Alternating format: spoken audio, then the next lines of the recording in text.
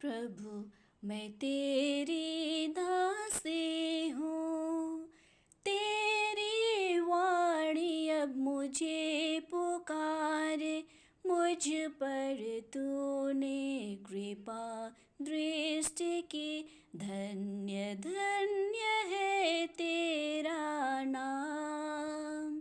मुझ पर तूने कृपा दृष्टि की, धन्य धन्य है तेरा नाम। अब से कहेंगी सब पीढ़ियाँ, धन्य कुँवारी मरियम माँ। पुलकित है मेरी आत्मा, नित नव हर्ष पावरदान। प्रभु मैं तेरी दासी हूँ, तेरी वाणी अब मुझे पुकारे। मुझ पर तूने कृपा दृष्टि की, धन्य धन्य है तेरा नाम। मुझ पर तूने कृपा दृष्टि की, धन्य धन्य है तेरा नाम। नबी ईसायाह के ग्रंथ से आज का पाठ, अध्याय 7, पद संख्या 10 से 14।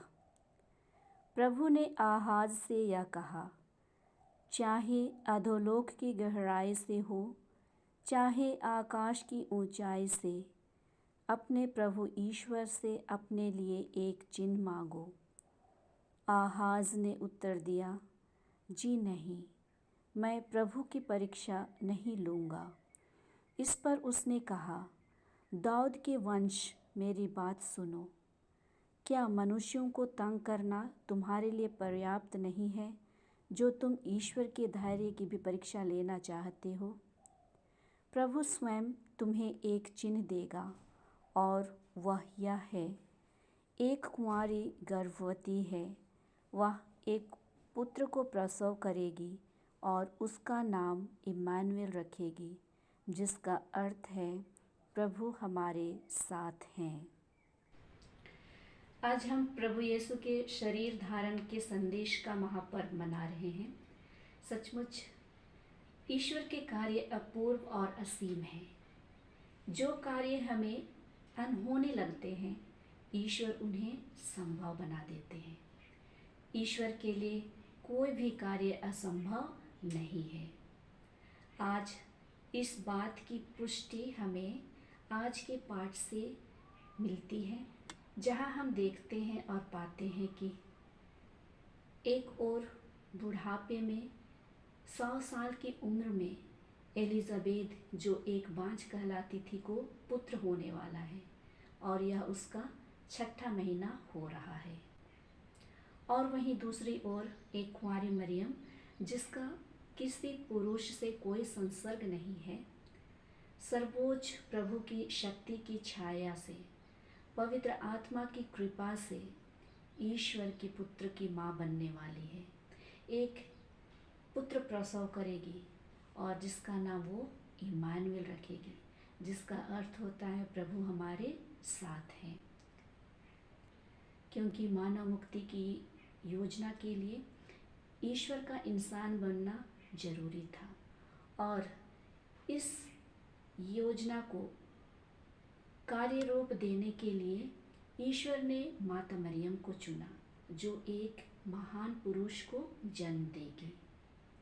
तो चलिए हम स्वर्गदूत एवं मरियम के बीच के संवाद पर विचार करें, मनन करें और देखें किस प्रकार मरियम स्वर्गदूत के वचनों को सहज स्वीकार करती है और ईश्वर की आज्ञाकारिणी पुत्री बन जाती है।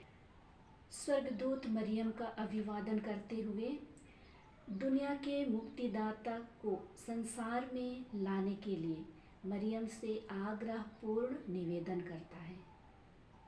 स्वर्गदूत ने मरियम के पास आकर उनसे कहा, प्रणाम प्रभु की कृपा पात्री, आप नारियों में धन्य हैं। प्रणाम शब्द का अर्थ है आनंद मनाइए, क्योंकि ईश्वर ने आपको अपने इकलौते बेटे की माँ बनने के लिए चुन लिया है। गाब्रिएल दूत ने मरियम को आप नारियों में धन्य है की उपाधि से भी विभूषित करते हैं, और मरियम इस सत्य को स्वीकार कर लेती है और कहती है, देखिए मैं प्रभु की दासी हूँ, आपका कथन मुझ में पूरा हो। और इस प्रकार ईश्वर की पुनीत योजना को मरियम ने स्वीकार किया, और उसी क्षण शब्द मरियम के गर्भ में जीवन बन गया। संत लूकास अध्याय 1 पद संख्या 38 में कहा गया है, जहाँ हम सुनते हैं, स्वीकार करने की हिम्मत और सुधार करने की नियत हो तो इंसान बहुत कुछ कर सकता है। हाँ, माता मरियम के विनम्र आज्ञाकारिता के द्वारा ही आज यह संभव होता है कि ईश्वर इंसान बनकर धरती पर आते हैं और इंसान के बीच एक साधारण इंसान बनकर निवास करते हैं, रहते हैं, वास करते हैं। और इस महान कार्य हेतु हमें आत्म त्याग तथा समर्पित जीवन की जरूरत है। आज दुनिया हर तरफ से अत्यधिक आकर्षक, मनमोहक और रंगीला है, जो सहज ही हम कमज़ोर मानव मन को मोहित कर लेता है। हम ईश्वर के मुक्ति विधान के कार्य में सहभागिता नहीं बनना चाहते हैं, किंतु ईश्वर हमारे सुधार और मोक्ष की चिंता करता है। ईश्वर जानते हैं कि इंसान स्वयं मोक्ष प्राप्त नहीं कर सकता है, अतः ईश्वर को इंसान बनकर आना और उनके बीच रहना तथा उनके लिए मरना जरूरी था। क्या आप चाहते हैं कि प्रभु शब्द आपके लिए जीवन बने? इसके लिए हमें अपने हृदय रूपी गर्भ में प्रभु के शब्द को धारण करना होगा। इसके लिए अपने को सदैव तत्पर रखना होगा।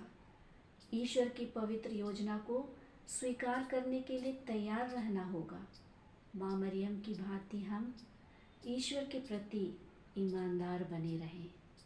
आज जब हम प्रभु के शरीर धारण का महापर्व मनाते हैं, माता मरियम को कोटि कोटि कृतज्ञ और धन्यवाद दें, क्योंकि उन्हीं के द्वारा प्रभु यीशु को आज हम अपने यहाँ पाते हैं, क्योंकि उन्हीं के द्वारा प्रभु यीशु का जन्म हुआ और जिससे हम सबकी मुक्ति संभव हो सके।